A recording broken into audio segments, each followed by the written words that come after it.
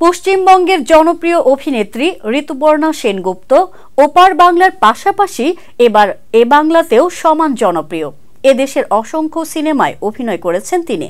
গত জুলাই মাসে ঋতুপর্ণাকে নিয়ে নতুন সিনেমার ঘোষণা দেন নির্মাতা রাশিদ পলাশ। সিনেমাটির নাম তরি। জানা যায় তরির প্রথম লটের কাজ হয়েছে, কিন্তু দ্বিতীয় লটের আগেই থমকে যায় তরি, কারণ সিনেমাতে থাকছেন না ঋতুপর্ণা। তার স্থলাভিষিক্ত হচ্ছেন কলকাতার আরেক জনপ্রিয় তারকা শ্রীলেখা মিত্র। রবিবার বিষয়টি গণমাধ্যমে নিশ্চিত করেছেন নির্মাতা রাশিদ পলাশ। তিনি বলেন, শ্রীলেখা মিত্রের বিষয়টি চূড়ান্ত করতে সম্প্রতি কলকাতায় গিয়েছিলাম। শ্রীলেখাকে পেয়ে আমরা আনন্দিত। নির্মাতা জানান, চিত্রনাট্যে ঋতুপর্ণার চরিত্রের যে পরিধি ছিল সেটি আরও বাড়ছে শ্রীলেখাকে ভেবে।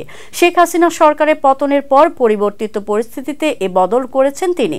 ধারণা করা হচ্ছে তরি থেকে ঋতুপর্ণার বাদ পড়ার মূল কারণে রয়েছেন নায়ক ও সাবেক সংসদ সদস্য ফেরদৌস আহমেদের সঙ্গে বেশ ভালো ঘনিষ্ঠতা ছিল ঋতুপর্ণার।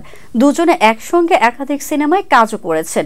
এক্ষেত্রে নির্মাতা চাননি ফেরদৌসের সূত্র ধরে সিনেমাটির শুটিং ও মুক্তিতে কোনো প্রতিবন্ধকতা তৈরি হোক। এরই মধ্যে চাঁপাই নবাবগঞ্জের সীমান্তবর্তী এলাকায় সিনেমার প্রথম ধাপের শুটিং সম্পন্ন হয়েছে। আগামী মাসে সিলেটের দ্বিতীয় ধাপের শুটিংয়ে যুক্ত হবেন শ্রীলেখা।